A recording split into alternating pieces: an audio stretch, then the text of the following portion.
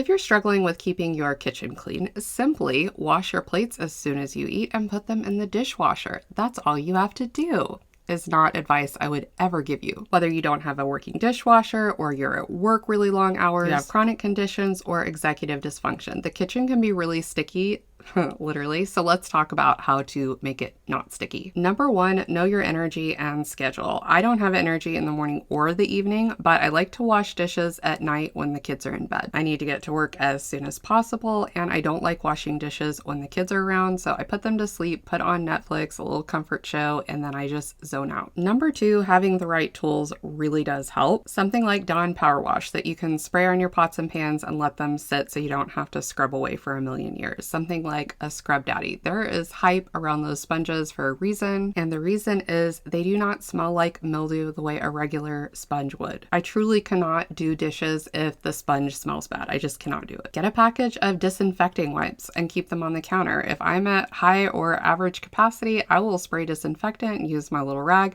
But if I'm at low capacity, having a wipe there to just quickly wipe off the counter is very helpful. Elbow length gloves, I get mine at H-E-B. You can get them at Walmart anywhere, but especially if you're having to hand wash dishes, if you have your long gloves, you can put the water on super hot so that the dishes get sanitized better. And if you have sensory issues like I do, it keeps your hands from filling the mushy food. A third option is using disposable stuff. If you're struggling to clean your kitchen and it is consistently not getting done, pull out a package of paper plates. I used to feel super guilty about this, and I still really try to do all I can for the environment, but if your sanity is at stake, if your kitchen's not getting clean, things are falling apart, your mental health is struggling, it is simply not that important. You can use the disposable stuff until you start to get on top of things and you feel you're back in a routine that's great, and then you can pull out your regular plates, whatever you need to do. Number four, if I'm at low capacity, if I'm cooking, I will line my cooking sheets with foil or parchment paper so that when the food's done and I put away the food, I can just toss the liner and I don't have to clean the pans. Number five, ceramic pans are far easier to clean than anything else, and they have them at Home Goods for really cheap. Every time I went to Home Goods or whenever I could, I'd just buy one here and there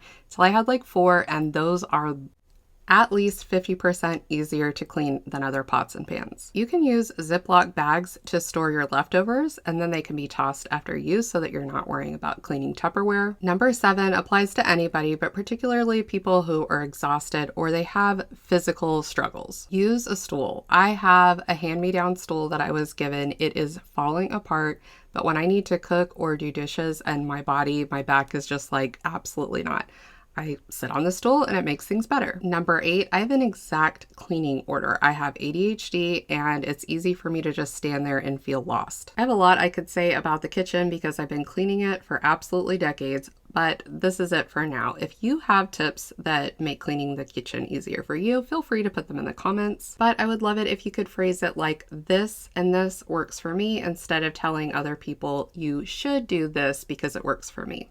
There's a difference. Talk to you tomorrow. When we wake, hear the birds and see the sun. Side by side, our fears are done.